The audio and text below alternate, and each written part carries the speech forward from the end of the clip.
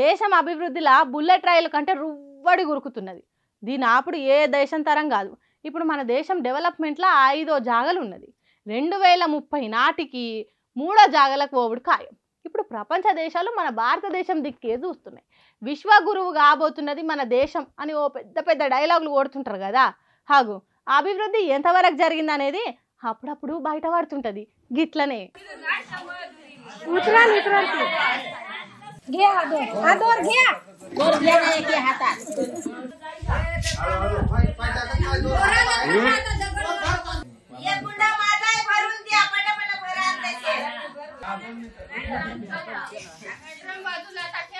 చూడుండ్రి ఎట్లున్నదో దేశంలో పరిస్థితి. తాగేతానికి బుక్కెడు నీళ్లు దొరకని గతి పట్టింది. ఏడాది పొడుగుతా జీవనదులు వారే దేశంలో ఇట్లున్నదంటే ఏమనాలే ఏలుతున్నోలను. మహారాష్ట్ర నాసిక్ జిల్లా బోరిచివారి అనే ఊర్లున్న నీటి కష్టాలు ఇవి. పానాలు అరిచేట్ల పెట్టుకుని బాయిలకు దిగి నీళ్లను ఆకుడొప్పలతోని చిన్నగా ఒక్క బిందె నింపితే వాటిని మీదున్నోళ్ళు పైకి గుంజాలి. అట్లా అందరు బిందెలు నిండాలనంటే ఒక రోజు మొత్తం అయ్యేటట్టున్నది. ఎంత ఘోరమో చూడుండ్రి. తాడు పట్టుకొని బాయిలకు దిగుతుంటే పట్టు తప్పి జారి పడితే మనిషి బతుకుతాడా ఆ బండలల్లా? అంతటి ప్రమాదం ఉన్నదని తెలిసినా మరి ఎందుకు బాయిలకు దిగుతున్నారు అంటే నీళ్లు తాగుకుంటే ఊరు మొత్తం చచ్చిపోతుంది కాబట్టి. ఇక్కడ ఇట్లుంటే ఇగో గీడ చూడుండ్రి నీళ్ళ కోసం పడుతున్న కష్టాలు ఎట్లున్నాయో.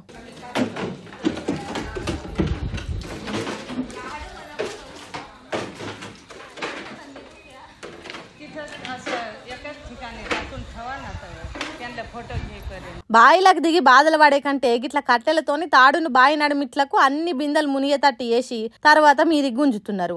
ఈ బాయిల నీళ్లు జరాన్ని ఎక్కువనే కావచ్చు, అందుకే ఇట్లా చేస్తున్నారు. కొన్ని రోజులైతే ఈలకు కూడా బాయిలకు దిగాల్సిన పరిస్థితే వస్తుంది. నీళ్ళ కష్టాలు ఎట్లున్నాయో చూడుండ్రి. ఏప్రిల్ నెలలనే ఇట్లుంటే మేలో ఇంకింత ఎండలు ఎక్కువైతే మరి అప్పుడు ఎట్లా? బాయిలున్న నీళ్లు ఇంకిపోవా? ప్రపంచంలో 5వ ఆర్థిక వ్యవస్థగా ఎదిగిన మన దేశంలో ఇలా పరిస్థితి ఎట్లా? ఇది కూడా అభివృద్ధిలో భాగమేనా? వచ్చేదిని వచ్చినాయి అంటే ఇదేనా? డబల్ ఇంజన్ సర్కార్ అంటే ఇదేనా అని అంటున్నారు ఈ నీళ్ళ కష్టాలు చూసిన జనాలు. ఇంకా కొన్ని రోజులైతే ఈ ఊర్ల పబ్లిక్ ఏమైపోతారో ఎట్లా బతుకుతారో, సర్కార్ ఇళ్లకు నీళ్ళు ఎట్లా ఇస్తుందో చూడాలి. పాపం కదా ఇసొంటి గోస ఎవ్వలకు రావద్దు తల్లి. మన రాజకీయ లీడర్లు దారి తప్పి పార్టీలలో చేరిండ్రు గాని సినిమా ఇండస్ట్రీకి పోతే వాళ్ళ యాక్టింగ్ కు సినిమాలు మస్తు హిట్ అయ్యేటివి కావచ్చు. ఉత్త హిట్ ఏం కర్మ, ఆస్కార్ అవార్డులు వరుస పెట్టి మన దేశానికి వచ్చు కావచ్చు. అలా పర్ఫార్మెన్స్ చూస్తే ఈ కుర్చీల నుంచి లేచి ఈల కొట్టి గోల చేయాలంత హుషారు వస్తున్నదంటే మీరే అర్థం చేసుకోర్రి. సరే ఇంతకు అంత మంచిగా యాక్టింగ్ చేసే లీడర్ ఎవరు? మాకు కూడా చెప్పరాదు, చూసి తరిస్తామంటారా? అయితే చూసి వాళ్ళ పర్ఫార్మెన్స్ ఎట్లున్నది అనేది వార్త చూసి కామెంట్లలో కింద రాయుండ్రి.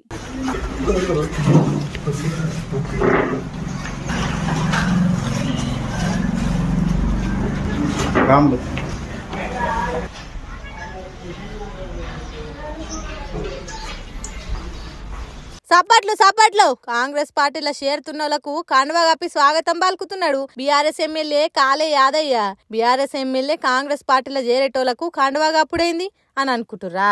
ఈ ఎమ్మెల్యే కాళే యాదయ్య ఎన్నికలు అయినాక కాంగ్రెస్ పార్టీలో చేరిండు. మా పార్టీలో గెలిచి కాంగ్రెస్ లో చేరి పార్టీ ఫిరాయించిండు కాబట్టి తన ఎమ్మెల్యే పదవి తీసేయండి బీఆర్ఎస్ పార్టీలు కోర్టులో కేసేసిండ్రు. దాని మీద కోర్టుల వాదనలు నడుస్తున్నాయి. అయితే ఏడనా పదవికి ఎసరు వస్తుందో అని కాళే యాదయ్య సుప్రీంకోర్టుకు నేను బీఆర్ఎస్ పార్టీలు ఉన్నా అని చెప్పిండట.